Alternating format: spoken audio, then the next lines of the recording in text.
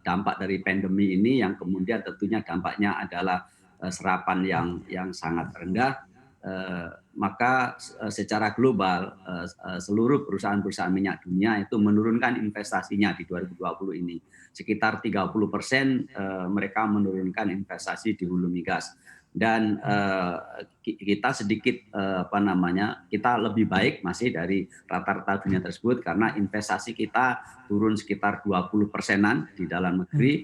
Dan kalau kita bicara dari produksi dan lifting, minyak kita hanya turun sekitar 5%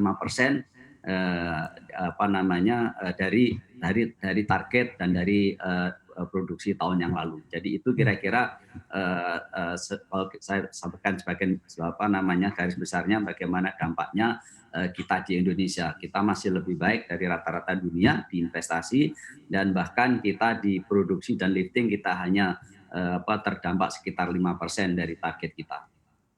Kita masih lebih baik dari rata-rata dunia. Paling tidak ini menjadi good news tersendiri Pak Cipya.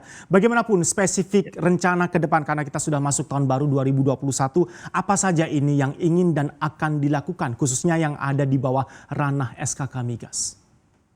Ya, jadi kalau pertama sepanjang 2020 kita semua sudah banyak membahas, mendiskusikan yang sebuah visi yang kemudian sudah menjadi visi nasional di hulu migas nasional, yakni bagaimana di 2030 kita kembali untuk meningkat dan memproduksi 1 juta barel oil per hari.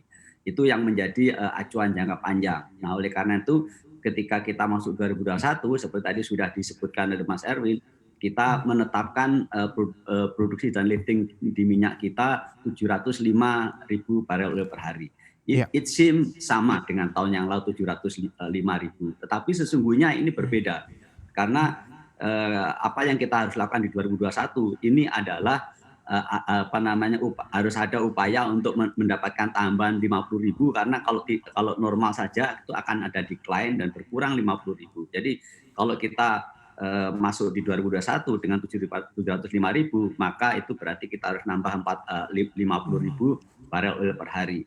Dan 2021 kita canangkan sebagai the year of no decline. Ini adalah penting agar kita bisa mengarah ke depannya untuk meningkat. 2022 harus meningkat. Jadi kalau 2021 kita mampu untuk tidak lagi decline, maka kita berharap bahwa 2022 itu kita akan bisa lebih baik lagi mencapai peningkatan.